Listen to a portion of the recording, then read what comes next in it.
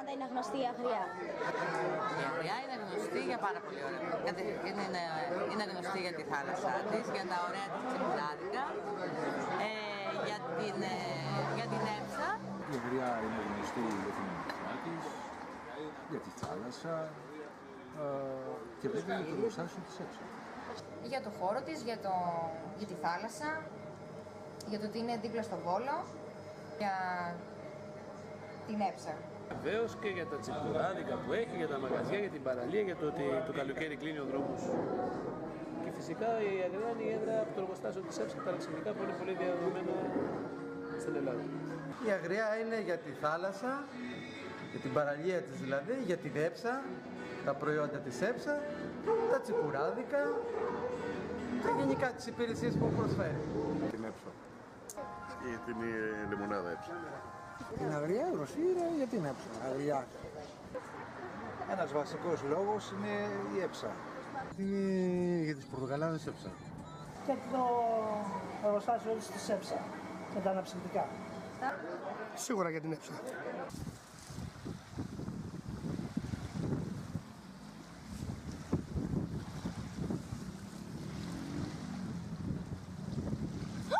Το βρήκα! Βρήκα το θέμα της ταινίας! Μια εντυπωσιακή υπερπαραγωγή λεμονιών. Ένας Γερμανός και η μυστική συνταγή του αποτελούν το μύθο που από γενιά σε γενιά συνοδεύει τη μαγευτική ιστορία της βολιώτικης βιομηχανίας αναψυκτικών και χυμών Έψα. Για τους σύγχρονους μάλιστα βολιώτες, που είναι λογικό να ξέρουν τα πράγματα καλύτερα από το καθένα, η ιστορία της 90χρονης Έψα είναι μια ιστορία λεμοναδική που σμιλεύτηκε από το όραμα και την επιμονή δύο ανθρώπων, αλλά και μια συγκυρία που έμενε να αποδειχτεί καθοριστική για το λαμπρό μέλλον της επιχείρησης.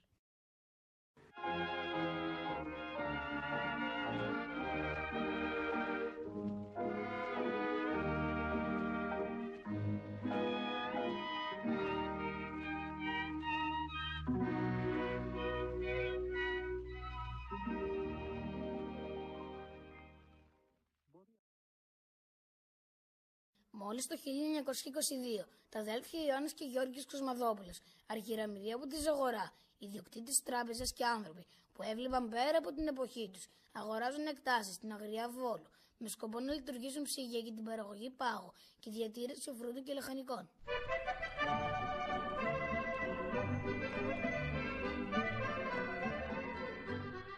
2 χρόνια αργότερα, οι Κοσμαδόπουλοι ιδρύουν την εταιρεία ψυγείων Αγριάς ΑΕ, ενώ το εργοστάσιο της επιχείρησης, χάρη στο οποίο όλη η περιοχή συνδέεται με το δίκτυο του ηλεκτρικού ρεύματος, εγκαινιάζεται από τον Ελευθέριο Βενιζέλο.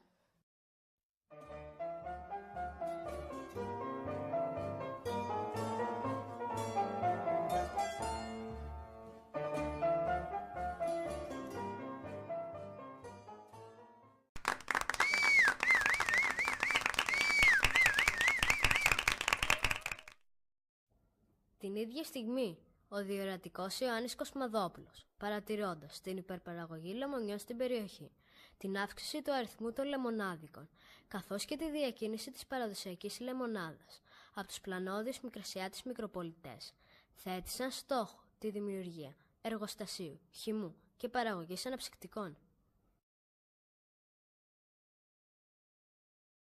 Αυτή ήταν η αιτία για τον ερχομό και την εγκατάσταση στην Αγριά, ύστερα από πρόσκληση του Κοσμαδόπουλου, του Γερμανού χημικού μηχανικού Μίστερ Ότο.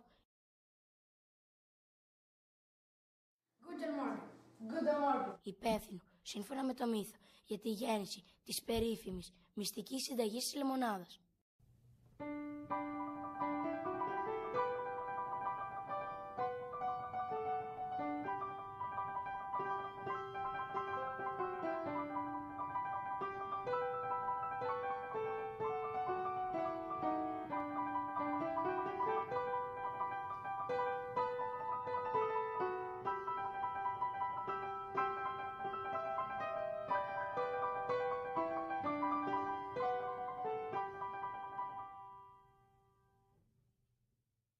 Η παραγωγή της λεμονάδας αρχίζει και ακολουθεί τα χρόνια του πολέμου η παραγωγή της συνθετικής λεμονάδας, της σημερινής γκαζόζας.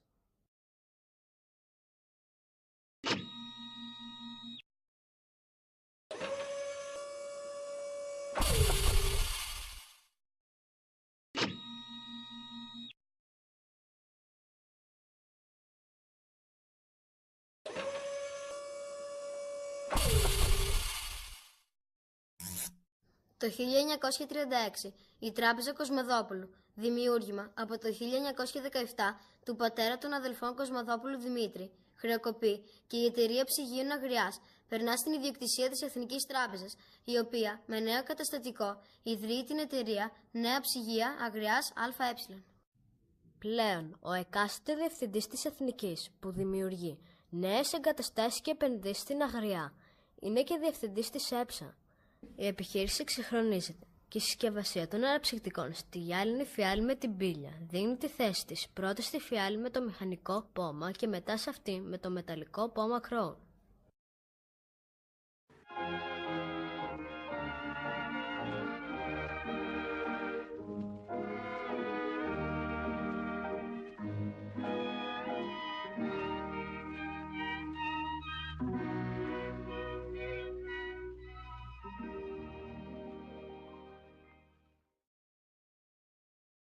Η νέα φιάλη, το γνωστό γυάλινο συλλεκτικό για πολλούς μπουκάλι, σχεδιάζεται εκείνη την περίοδο από έναν ευρηματικό υπάλληλο της Εθνικής Τράπεζας, τον Αριστίδη Αλεξανδρίδη.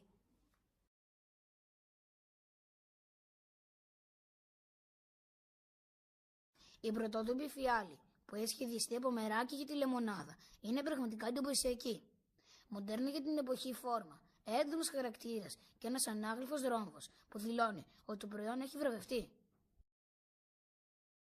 Την επόμενη χρονιά, 1937, η λεμονάδα ΕΨΑ κερδίζει το χρυσό βραβείο ποιότητος στη Διεθνή Έκθεση Θεσσαλονίκης.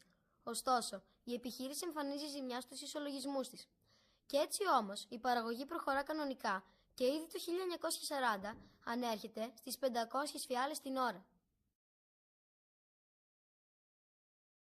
Λίγο πριν από τη δεκαετία του 70, η παραγωγή πάγου σταματά γιατί κυκλοφορούν πλέον τα ηλεκτρικά οικιακά ψυγεία. Η Εθνική Τράπεζα, μη επιθυμώντας πλέον στην ιδιοκτησία της μια ζημιογόνα επιχείρηση, αποδέχεται την πρόταση εξαγόρας των αδερφών του Σκαχλαίδη και του Νίκου Τσαούτ και μεταβιβάζει τις μετοχές της ΕΨΑ σε αυτούς. Οι νέοι ιδιοκτήτες μετά την αγορά επενδύουν σε νέα μηχανήματα και εγκαταστάσεις. Η παραγωγή από 1.500 μπουκάλια την ώρα, που ήταν μέχρι τότε, φτάνει τα 7.500 μπουκάλια την ώρα. Ύστερα από νέες επενδύσεις, το 1982 η παραγωγή φτάνει τα 20.000 μπουκάλια την ώρα, ενώ παράλληλα μπαίνουν για πρώτη φορά οι συσκευασίες του 1,5 λίτρου, με παραγωγή που φτάνει τα 7.000 μπουκάλια την ώρα. Επιπλέον οι διακρίσεις για την ΕΨΑ συνεχίζονται. Το 2004 και το προϊόν της Βυσσινάδας εξασφαλίζει διπλή διάκριση για τη συσκευασία και την αποτελεσματικότητα στην αγορά. Το 2006 βραβεύεται για τη δημιουργικότητα των παιδικών ηρώων, οι 3 δροσοφύλακες. Το 2007, σε προωθητικό πρόγραμμα με την Ευρωπαϊκή Equal, επιτυχάνει την καλύτερη πρακτική συνεργασίας μεταξύ ιδιωτικού και δημόσιου τομέα και φυσικά βραβεύεται γι' αυτό. Το 2008 αποσπά από την TUV Ελλάς ειδική τιμητική διάκριση ποιότητας, ενώ συνεχίζει μέχρι σήμερα με πάρα πολλές διακρίσεις σε πολλά πεδία, με πιο πρόσφατες αυτές για την ανώτερη γεύση των προϊόντων της από το Διεθνές Ινστιτούτο Γευσηγνωσίας ITQI.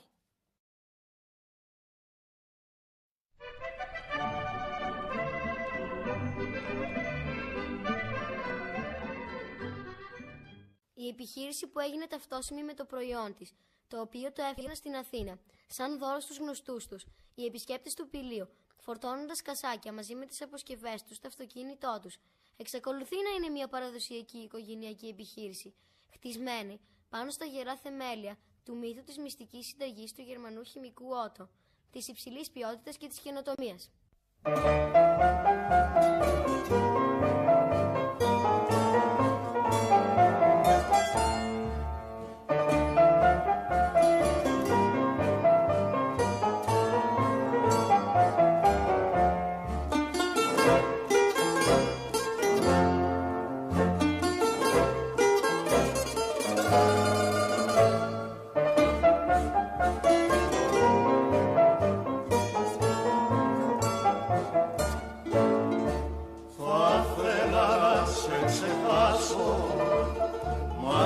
καρδιά μου πονώ.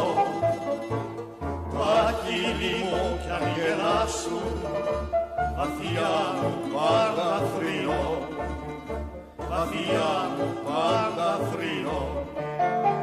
Κλάψε φτωχή μου καρδιά, κλάψε να βρεις γιατριά.